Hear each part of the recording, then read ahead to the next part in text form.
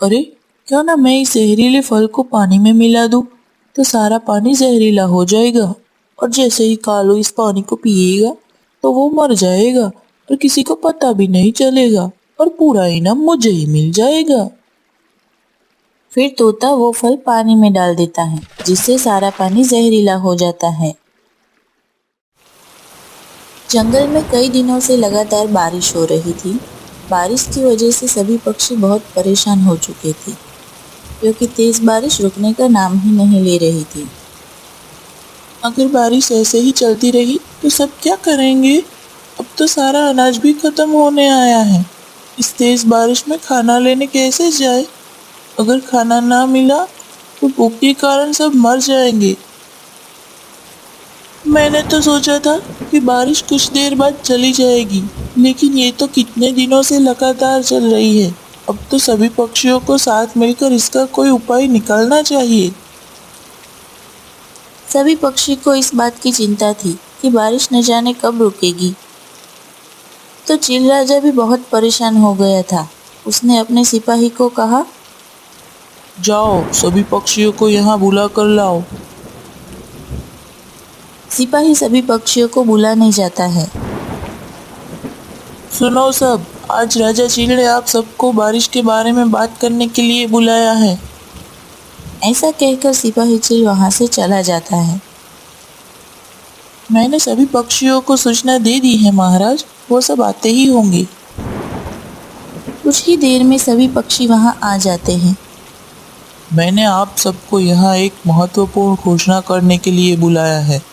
जंगल में लगातार कई दिनों से बारिश हो रही है। इसके कारण कई पक्षी अपनी जान गंवा रहे हैं। हाँ महाराज, हमारा खाना खत्म हो गया है, इसलिए भूख के कारण सभी पक्षियों की जान जा रही है। मैं ये जानता हूँ, इसलिए मैंने आपको यहाँ बुलाया है। मैं ये घोषणा करता हूँ कि जो ये बारिश को रोकेगा, मैं उसे एक बड़ा इनाम दूंगा। फिर सभी पक्षी अपने घर चले जाते हैं। ये इनाम तो मुझे ही मिलेगा। इस पूरे जंगल में मुझसे चालाक कोई नहीं है। और जो भी हो, इतना बड़ा मौका है इनाम पाने का, ऐसे ही नहीं मैं जाने दूंगा। कुछ भी करके इस बारिश को रोकने का तरीका ढूंढ के ही रहूंगा। लेकिन इसके लिए मुझे गुलाबो चिड़िया की मदद लेनी होगी। और उसे तो इनाम का भी कोई लालच नहीं होगा। वो बहुत भोली और दयालु है। मैं अभी उसके पास जाता हूँ। ऐसा सोचकर कौवा गुलाबो चिड़िया के घर जाता है। कैसी हो गुलाबो चिड़िया?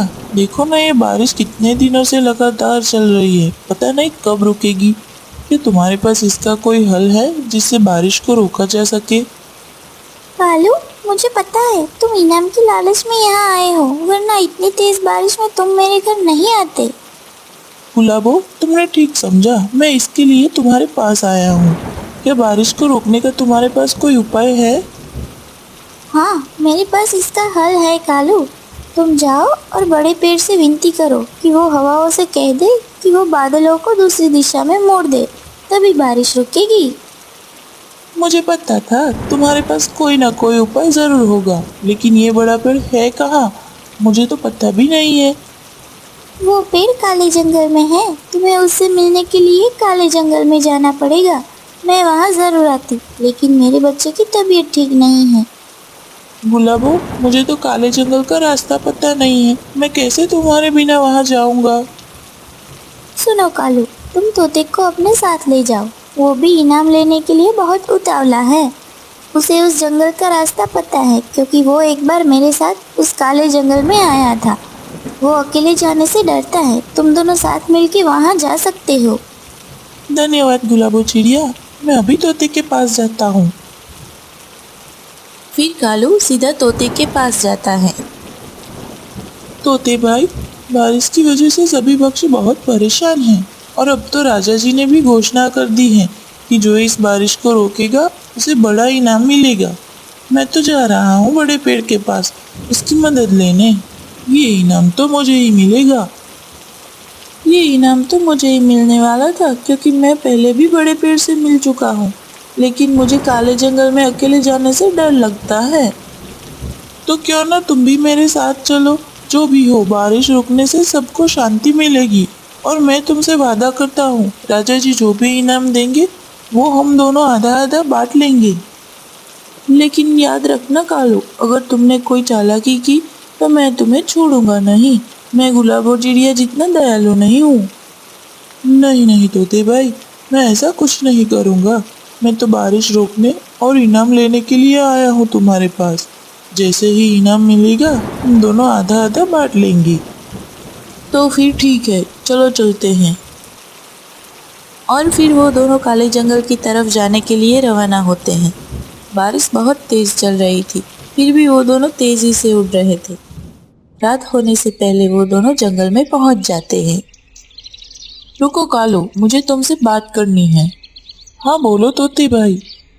इस जंगल के बारे में मुझे और गुलाबो चिड़िया को ही पता है। मैं तुम्हें इस जंगल में इसलिए लाया हूँ क्योंकि तुमने मुझसे आधा इनाम देने का वादा किया है। अगर तुम इस बात से पलट गए तो अच्छा नहीं होगा। अरे तोते भाई, तुम एक बात ही क्यों कर रहे हो? मैंने कहा ना कि जैसे ही इनाम मिलेगा हम दोनों आधा आधा करके बांट लेंगे।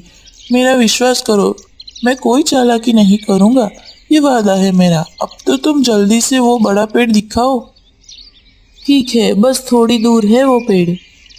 और थोड़ा उड़ने के बाद वो दोनों बड़े पेड़ के पास पहुंच जाते हैं। क्या हुआ पक्षियों, तुम इस वक्त यहाँ क्यों आए हो? हमारी मदद कीजिए, हमारे जंगल में पक्षी बहुत मुसीबत में हैं।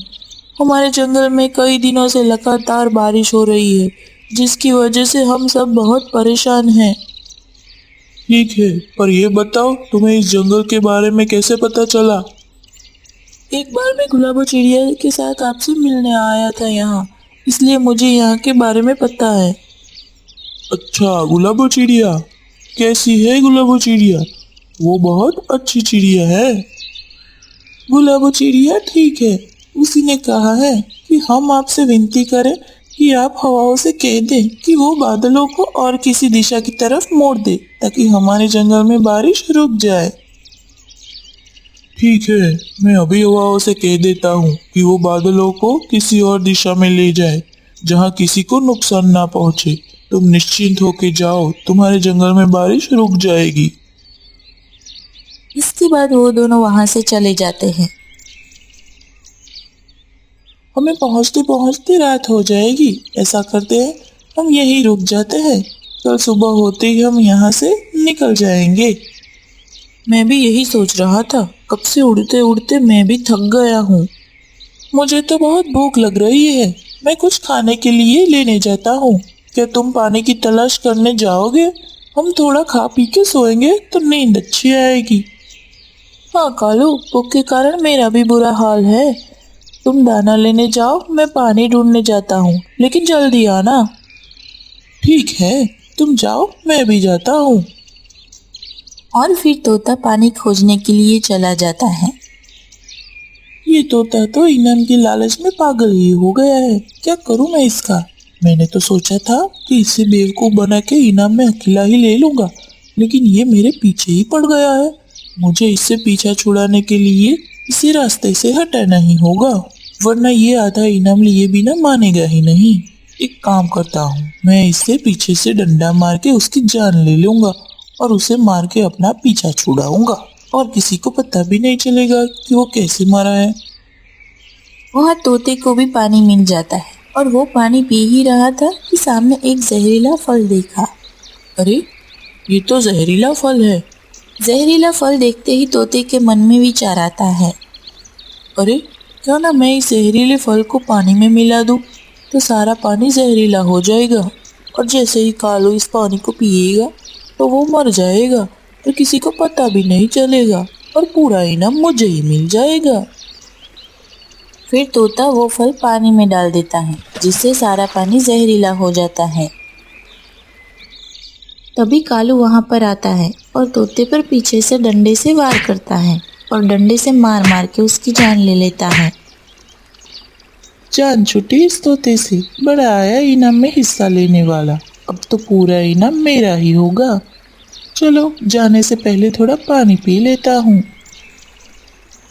कालू वहाँ से पानी पीने लगता है। जैसे ही वो पानी पीता है उसे चक्कर आने लगते हैं। अरे अरे, ये मुझे इतने चक्कर क्यों आ रहे हैं? मुझे कुछ दिखाई नहीं दे रहा है। ये मुझे क्या हो रहा है? मर गया मैं। ऐसे कौवा भी जहरीला पानी पीने की वजह से वहीं मर जाता है। इस कहानी से हमें ये सीख मिलती है कि हमें कभी लालच नहीं करनी चाहिए और ना ही कभी झूठ बोलना चाहिए, क्योंकि बुरे का अंत बुरा ही होता है।